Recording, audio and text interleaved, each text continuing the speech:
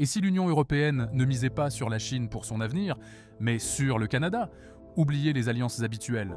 En juin 2025, l'Union européenne a discrètement franchi un cap géopolitique audacieux. Elle a choisi un nouveau partenaire. Et ce n'est pas Pékin, ce n'est pas qu'un accord commercial, c'est un basculement de puissance. L'UE et le Canada viennent de signer une série d'accords de grande ampleur, bien au-delà de la diplomatie, coordination de défense, achats militaires conjoints, partenariat sur les terres rares, même une nouvelle alliance numérique. Alors que la Chine resserre son emprise sur le commerce mondial et que les États-Unis se replient sur eux-mêmes, Bruxelles et Ottawa construisent quelque chose de nouveau, un bloc de puissance d'un autre genre, démocratique, coordonné et étonnamment ambitieux. Alors qu'ont-ils exactement signé? Pourquoi l'UE choisit-elle soudainement le Canada plutôt que la Chine? Et cela pourrait-il redéfinir l'ordre économique mondial en réécrivant silencieusement les règles de l'influence globale? Analysons tout ça. Le sommet UE-Canada qui s'est tenu à Bruxelles n'a pas fait la une des journaux mondiaux, mais il aurait dû. Voici ce qui a été signé.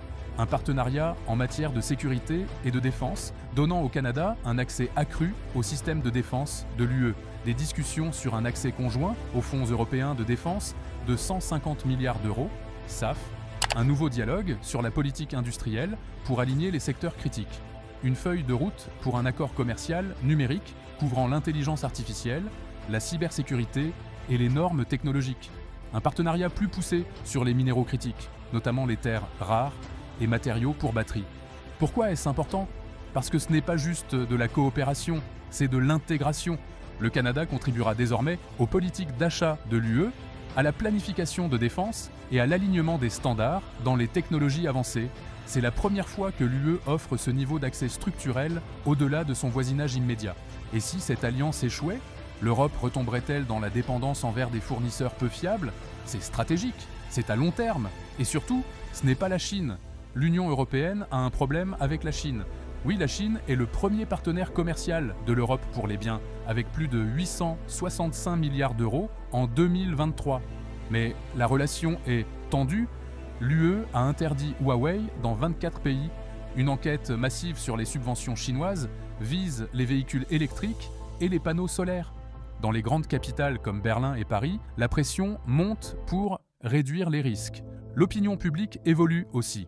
Un sondage Eurobaromètre de 2025 montre que 63% des Européens considèrent désormais la Chine comme un rival stratégique, contre seulement 38% il y a 5 ans. Bruxelles ne veut pas de rupture, mais elle veut des options. L'Europe dépend massivement de la Chine pour 98% de son approvisionnement en terres rares, plus de 50% des composants de panneaux solaires, les puces IA et les éléments des batteries lithium-ion. Et si la Chine décidait de couper ses exportations dès demain, avec des États-Unis de plus en plus protectionnistes, imposant des contrôles à l'exportation et favorisant le rapatriement industriel, l'UE doit tracer sa propre voie. Le Canada pourrait-il devenir la nouvelle pierre angulaire de la résilience européenne? Alors pourquoi le Canada? Parce qu'il est digne de confiance, riche en ressources, stratégiquement situé et prêt à monter en puissance. Minéraux critiques. Le Canada détient l'un des ensembles les plus diversifiés et inexploités de minéraux critiques au monde. Il possède 31 des 50 minéraux jugés essentiels par l'UE. C'est le seul pays occidental avec de vastes gisements de césium et de tantale, cruciaux pour la 5e génération, et l'aéronautique. C'est un leader mondial en matière d'extraction responsable, avec des normes environnementales et sociales compatibles avec celles de l'UE. Déjà plus de 3,2 milliards d'euros de fonds européens sont alloués à des projets conjoints de traitement des terres rares au Canada. N'est-ce pas exactement le type de sécurité d'approvisionnement que l'UE espérait depuis longtemps? C'est plus qu'un approvisionnement, c'est une souveraineté, défense et achat public.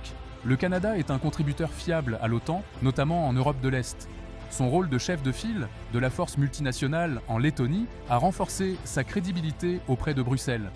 Désormais, grâce au nouvel accord, le Canada aura un accès observateur au Conseil de défense de l'UE et participera à des programmes d'achat conjoints, des drones aux missiles. Que se passera-t-il si le fonds SAFE devient l'épine dorsale de la stratégie militaire européenne? Le Canada sera-t-il vu non seulement comme un partenaire, mais comme un pilier? Commerce plus technologie. Le CETA, l'accord économique et commercial global, est en vigueur depuis 2017, mais cette nouvelle phase va plus loin. Un accord commercial numérique est en cours, avec des règles communes sur le transfert de données, le chiffrement et le stockage dans le cloud. Des projets conjoints sont lancés en informatique quantique, biotech et hydrogène vert. Un visa innovation est à l'étude, facilitant la circulation des ingénieurs européens et canadiens pour travailler ensemble. Est-ce la voie vers l'indépendance technologique européenne, sans la Silicon Valley ni Shenzhen? Ce n'est pas juste du commerce, c'est une charpente géoéconomique. Soyons clairs, ce pivot vise la Chine. Contrairement aux États-Unis, qui optent pour la confrontation, droits de douane, interdiction, encerclement militaire, l'UE préfère l'évitement stratégique. Et le rapprochement avec le Canada correspond parfaitement à ce modèle. Plutôt que d'attaquer directement la Chine, l'UE construit un réseau d'alternatives. Japon, hydrogène et semi-conducteurs. Corée du Sud, IA, robotique avancée. Australie, minéraux critiques et énergie. Canada, défense, réglementation et ressources. Ces partenariats silencieux auront-ils un impact plus durable qu'une guerre commerciale? Car la Chine ne domine pas seulement l'extraction, elle domine le raffinage. 60% des terres rares proviennent de Chine, mais plus de 85% de la capacité de raffinage mondiale est sous son contrôle. Et si la Chine recommençait un embargo à la 2010, l'Europe a besoin de solutions de repli et le Canada devient le plan A. Ce n'est pas qu'une histoire bilatérale. Cela marque un tournant dans la manière dont se forment les blocs de puissance au XXIe siècle. Non plus autour de pactes militaires ou idéologiques, mais autour des chaînes d'approvisionnement, des normes et des infrastructures. La Chine a utilisé les nouvelles routes de la soie pour asseoir son influence. Désormais, l'UE répond, non pas avec des méga-projets, mais avec des alliances modulaires fondées sur l'interdépendance entre démocraties de confiance. Attendez-vous à en voir d'autres. Partenariat en technologie de défense avec Taïwan, accord sur les terres rares avec le Chili et la Zambie. Corridor d'énergie verte avec l'Afrique du Nord, est-ce le futur de la diplomatie mondiale? Moins de traités, plus de transactions? Le Canada n'est qu'un début. Et pour d'autres puissances intermédiaires, comme la Norvège, la Corée ou le Brésil, cela crée un modèle. S'aligner avec l'Europe, échanger un peu d'autonomie contre l'accès et rejoindre un bloc fondé sur les valeurs, sans traité formel. Ce n'est pas une alliance militaire, ce n'est pas une guerre commerciale, c'est plus subtil, mais tout aussi puissant. L'UE et le Canada construisent un bloc discret, fondé sur des normes partagées, pas la domination, ancré dans des valeurs technologiques communes, pas dans l'idéologie, focalisé sur l'innovation, les ressources et la résilience de long terme. Ce n'est pas spectaculaire, ce n'est pas viral, mais dans un monde où les chaînes d'approvisionnement sont devenues des armes. Cette alliance pourrait bien décider de qui écrira le prochain chapitre de la mondialisation, car en 2025, alors que le monde scrutait les tensions sino-américaines, l'Europe venait de faire son pari le plus audacieux.